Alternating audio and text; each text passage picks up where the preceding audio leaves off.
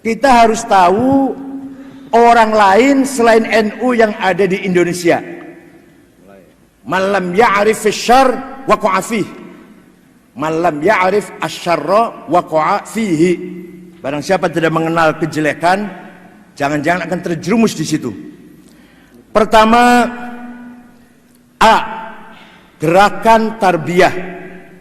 Gerakan tarbiyah ini dimulai dari para pelajar, mahasiswa mengkaji kitab-kitabnya Hasan al-Banna, Said Qutb, Said Ramadan, Syekh Yusuf Qaradawi, diperkuat oleh lulusan-lulusan Al-Azhar, pola pikir, cara berpikir Ikhwan Muslimun, dan terakhir tarbiyah ini resmi masuk menjadi underbownya partai PKS. Yang harus tahu saja ini. Yang kedua, Jamaah Tabligh wal Khuruj, yang kalau Jawa Timur di Temboro Magetan, almarhum Kiai Uzairon. Enggak, ini belum tentu kalau saya ceritakan itu jelek loh ya, tapi kita harus tahu di luar NU ada siapa-siapa. Yang ini yang belum banyak orang tahu saja. Jamaah Tabligh wal Khuruj berasal dari India. Pendirinya namanya Syekh Muhammad Ilyas Kandahlawi. Dia menyerukan dan memulainya dengan cara bepergian bersama ke daerah-daerah yang ada kaum musliminnya, serta mereka tidur di masjid-masjid atau rumah para pemuka agama di daerah tersebut. Semua orang Islam harus pernah dalam hidupnya khuruj, keluar minimal 4 bulan. Kalau sudah 4 bulan, mau terus khuruj boleh, mau tidak juga boleh. Itu wajib khuruj itu minimal 4 bulan. Yang dibaca kitab Fadhailul A'mal. C.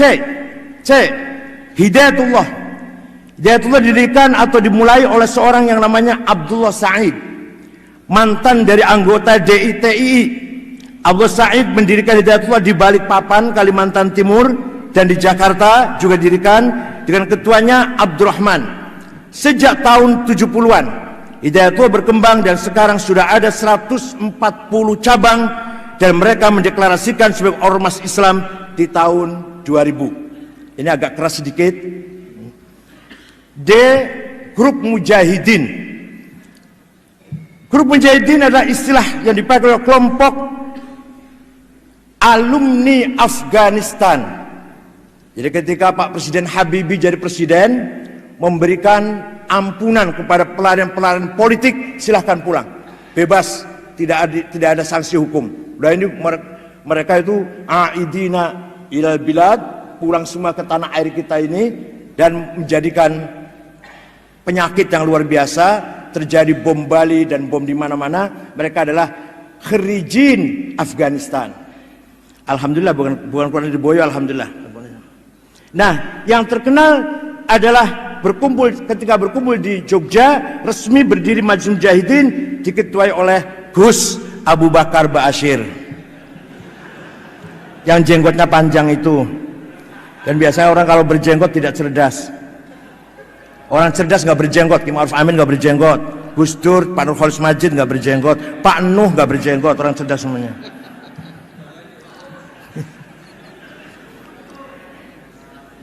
Perlu diketahui bahwa Abu Bakar Ba'asyir di tahun 78 ditangkap karena menantang pemerintah dan menolak asas tunggal, dan dimasukkan ke penjara. Tetapi pada waktu akan naik banding di tahun 85, mereka lari ke Malaysia. Abu Bakar Ba'asyir ditangkap dengan temannya yang bernama Abdullah Sungkar. Itulah kita tahu. E. Front Pembela Islam, FPI, yang kadang-kadang menggunakan NU jalan lurus. Ya nggak apa-apa, silakan aja pakai nama. Front Pembela Islam. Front Pembela Islam berdiri tahun 97 atau di awal 98. Tidak tahu siapa yang sponsori, tetapi bersamaan dengan adanya PAM Swakarsa yang waktu itu bermarkas di Masjid Istiqlal, gerakan-gerakan yang akan menggagalkan sidang umum MPR dan DPR.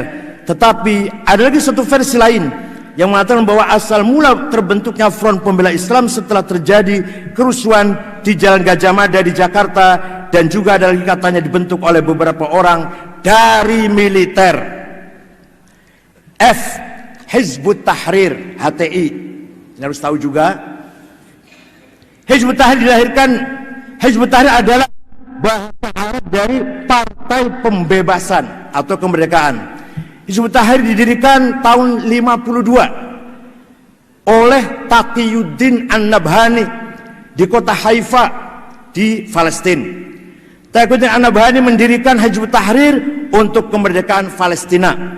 Waktu itu tidak banyak orang merespon kegiatan tersebut. Juga pada waktu itu kota Haifa masih berada di bawah kerajaan Jordan, sehingga mereka mulai bergerak di dunia Arab, misalnya di Mesir, Lebanon dan sebagainya. Di Hizbut Tahrir di Mesir, Hizbut Tahrir ditolak, tidak diakui. Begitu pula kita tidak tahu kapan berubahnya Hizbut Tahrir. Kegiatannya berubah menjadi dari pembebasan Palestina menjadi berubah bermaksud mendirikan khilafah. Awal mulanya berdiri targetnya hanya memperjuangkan kemerdekaan Palestina. Sekarang sudah berubah iqamatul khilafah, ingin mendirikan khalifatul muslimin, amirul mukminin. Entah kapan itu mulai berubah itu. Ada seorang namanya Abdul Qayyum memulai gerakan kekhalifahan tersebut dengan menerbitkan buku-buku tentang ekonomi di zaman khalifah. Ketika zaman Abu Bakar, Umar, Utsman, Ali, Abdul Aziz, ekonomi yang maju, masyarakat sejahtera, maka Indonesia kalau ingin, atau kita umat Islam kalau ingin sejahtera, harus kembali pada sistem khilafah. Walhasil itulah Hizbut Tahrir. Hizbut Tahrir mendapat surat keterangan terdaftar dari Kementerian Dalam Negeri kita. Dan katanya Kementerian Dalam Negeri mendapat rekomendasi dari Kementerian Agama dalam mengeluarkan surat keterangan terdaftar tersebut. Ini banyak sekali kalau dibaca, singkat-singkat saja. G. Syiah. Jangan dikira saya orang Syiah lu ya.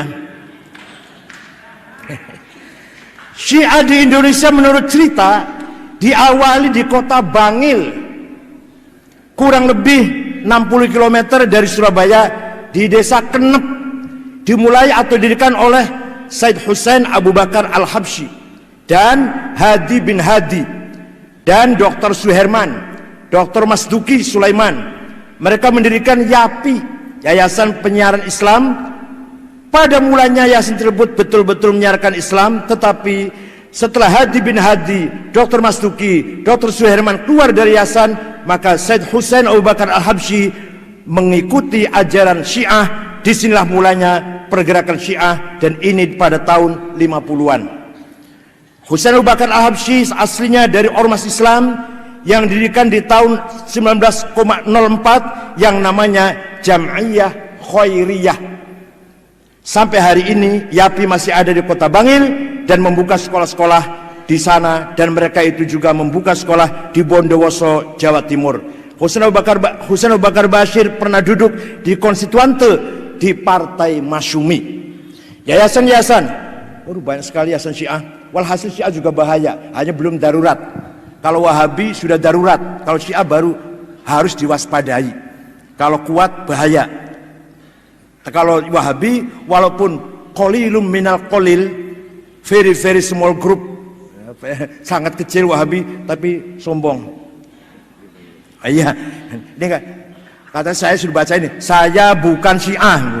Terus orang Jogja, Yayasan Fatimah di Batu Ampar, Condet, Yayasan Al-Jawad di Bandung juga, Geger Kalong, IPABI, Ikatan Pemuda Ahlul Bait Indonesia di Bogor, Madinatul Ilmi di Depok, Yayasan Iman di Fatmawati Jakarta, Yayasan Ilmu Al-Muntadhar di Pekalongan, Ahmad Barogbah. Tokoh-tokoh Syiah, tokoh Syiah di Pekalongan, Ahmad Muhammad Barogbah. Dan banyak sekali nih, banyak sekali tokoh-tokohnya. Pokoknya singkat saja, itu ini apa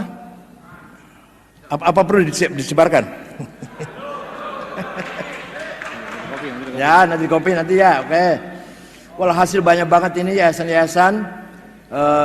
Al-Mad Jakarta Utara, Al-Madinah di Bogor, Insan Cipta Prakasa Jakarta, As-Sodiq di Jawa Timur, Babul Ilmi Pondok Gede, Az-Zahra Cawang Jakarta, Al-Kazim Al-Baro'ah Tasikmalaya, Yayasan 10 Muharram Bandung, Yayasan As-Salam Majalengka, Yayasan Mukarromah Bandung, Al-Mujtaba Purwakarta, As-Saifik Bandung, Al-Islah Cirebon, Al-Aqidah Tangerang, Darut Takrib Jepara, Al-Amin Semarang, Al-Khairat Jepara, Al-Wahdah Solo, Al-Mawaddah Kendal, Al-Mujtaba Wonosobo, Safinatun Najah Wonosobo, Al-Mahdi Jember, Al-Muhibbin Probolinggo, At-Taqi Pasuruan, Az-Zahra Malang, Yasin Ja'far Shadiq Bondowoso, Al-Yasin Surabaya, Yapisma Malang, Al-Hujjah Jember, Al-Kautsar Malang, Al-Hashim Surabaya, Al-Qaim Probolinggo, Al-Kisah Denpasar, Al-Islah Makassar, Paradigma Makassar, Fikrul Hikmah Makassar, dan seterusnya. Pokoknya itu yayasan-yayasan Syiah. Yang ke H, A, B, C, D, F, G, H, Gerakan Wahabi. Nah ini mulai masuk Wahabi. Gerakan ini sekarang menamakan dirinya Salafi. Karena kalau menamakan Wahabi nggak pakai payu, nggak pakai laku. Karena mengikuti Muhammad bin Abdul Wahab At-Tamimi. Nah, At-Tamimi itu yang membunuh Sayyidina Ali juga Abdurrahman bin Muljam At-Tamimi. Imamnya Wahabi Muhammad bin Abdul Wahab At-Tamimi. Arab dari Malang yang memprovokasi orang-orang ikut ISIS juga namanya Salim bin Mubarak At-Tamimi, yang akunya Abu Jandal, yang menantang Pak Muldoko, Pak Sutarman dan Bansel itu di YouTube ada. Itu Arab lahir Pasuruan, besar di Malang. Salim bin Mubarak At-Tamimi. Sejak dulu At-Tamimi itu kader-kader Khawarij yang sangat militan. Kenapa pindah nama Salafi? Beda dikit. Ini ide muncul dari Syekh Nasiruddin Al-Albani, orang Albania yang sudah warga negara Saudi di Madinah, dan Syekh Muqbil Ad-Dammaj, Syekh Muqbil di Yaman. Dua orang ini punya ide jangan Wahabi, Salafi. Kalau Salafi itu artinya langsung ke Syekhul Islam Ibnu Taimiyah. Tapi kalau Wahabi kan Muhammad bin Abdul Wahab, walaupun tujuannya akhirnya ujungnya sama sih. Tapi kalau Salafi bukan Muhammad bin Abdul Wahab, tapi ke Syekhul Islam Ibnu Taimiyah. Aliran ini sangat keras sejak didirikannya Akademi Bahasa Arab oleh Universitas Ibnu Saud di Riyadh, Saudi Arabia, di Jakarta. Di Jakarta mulai ada lembaga bahasa Arab cabang Muhammad bin Saud, yaitu tahun 80-an. Pimpinannya adalah Abdul Aziz Ammar. Beliau menjadi direktur lembaga bahasa Arab di Jakarta, masih bujangan. Kemudian dapat istri Arab Bogor. Melalui Abdul Aziz Ammar inilah berdirilah beberapa yayasan-yayasan yang menyebarkan ajaran-ajaran Wahabi. Pertama, Yayasan As-Sofwah. Ini kantornya di Lenteng Agung, belakangnya Ciganjur 1 km. Ketuanya namanya Abdurrahman, pernah dipenjara 1,5 tahun terlibat ngebom hotel Atrium zaman Habibie presiden itu.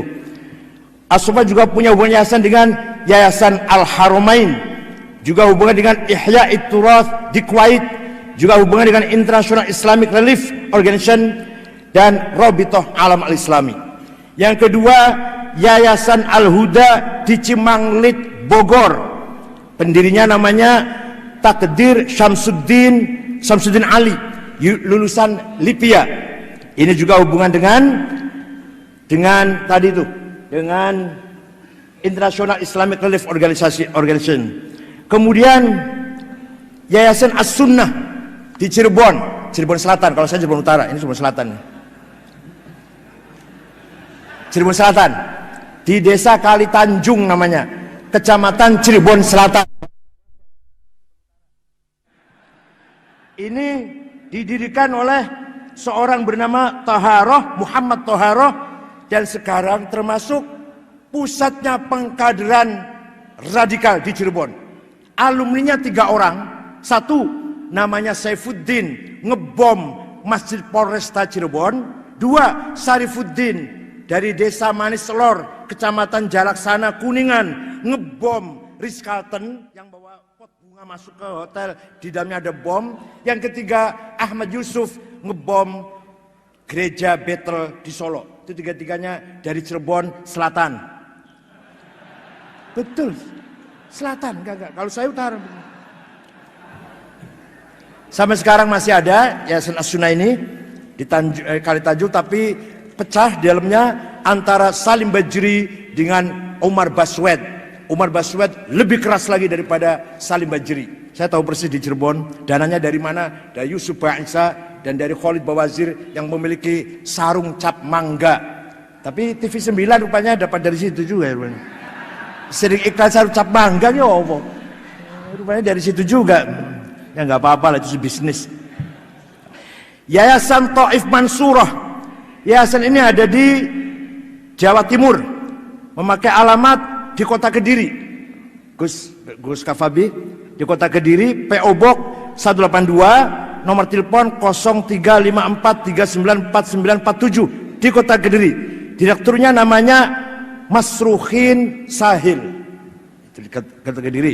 Kemudian Yayasan Dakwah Islamiyah, ketuanya namanya Cecep Romi Hidayat di Rangkas Bitung, Banten. Kemudian Yayasan Wihda Islamiyah. Yayasan ini dibangun oleh orang Makassar, asal Makassar, namanya Muhammad Ikhwan, berkantor di Duren Sawit, Jakarta.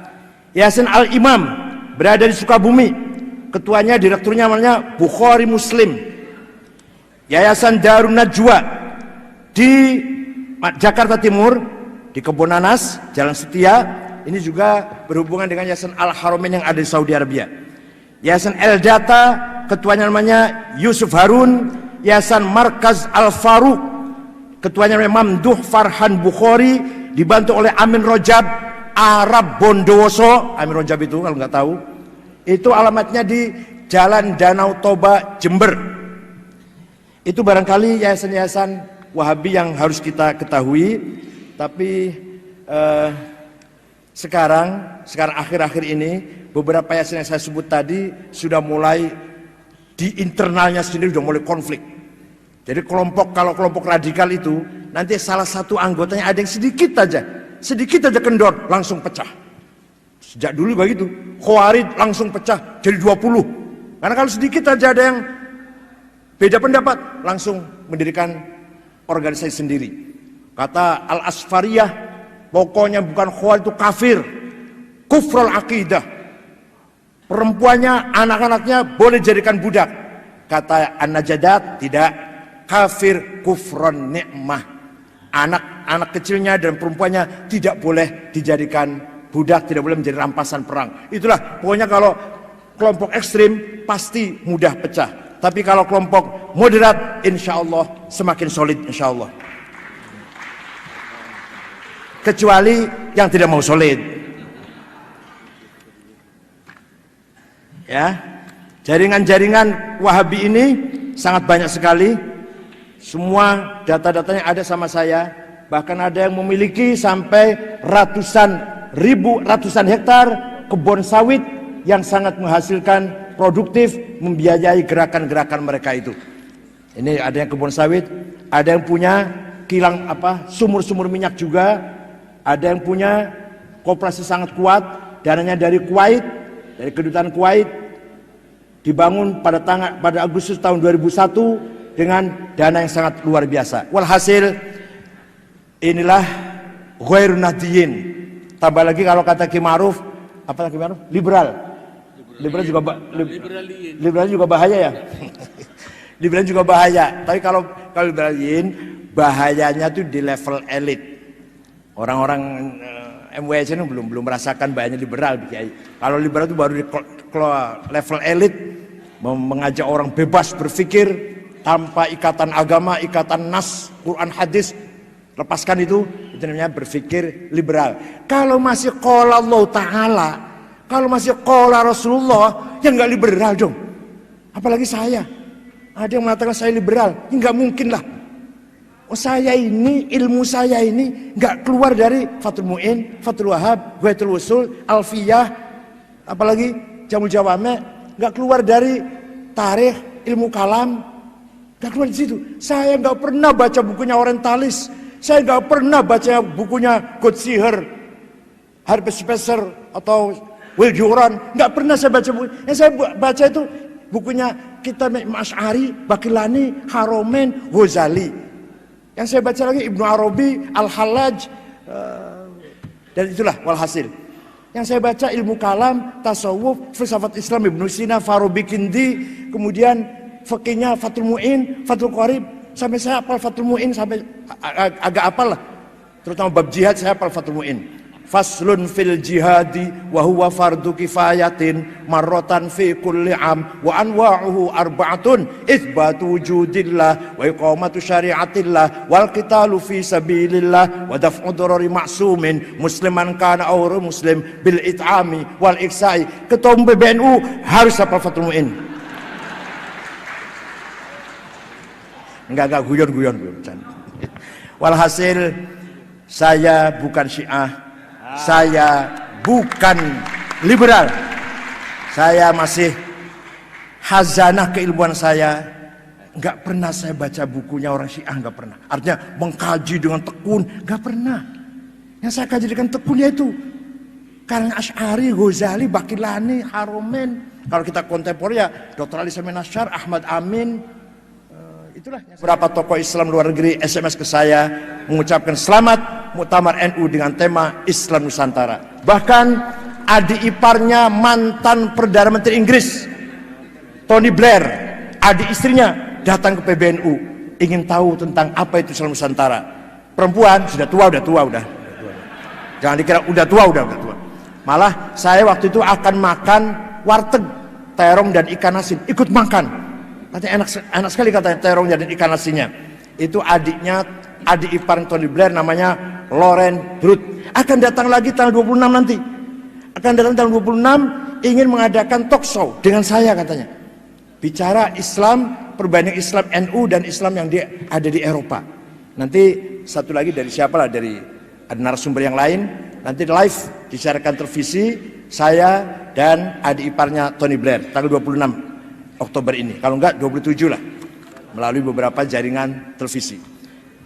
Nah, kita sekarang alhamdulillah wad'una muhim, wad'una mahbub wa marhub fi, awda'una mahsudah.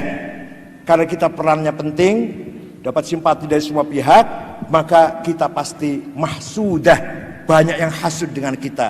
Tapi apapun yang kita hadapi, kondisi situasi apapun, harus kita hadapi dengan percaya diri. As-Sufi ibnu Waqti, Sufi adalah anak zamannya. La launa lahu, launuhu launu ina'i.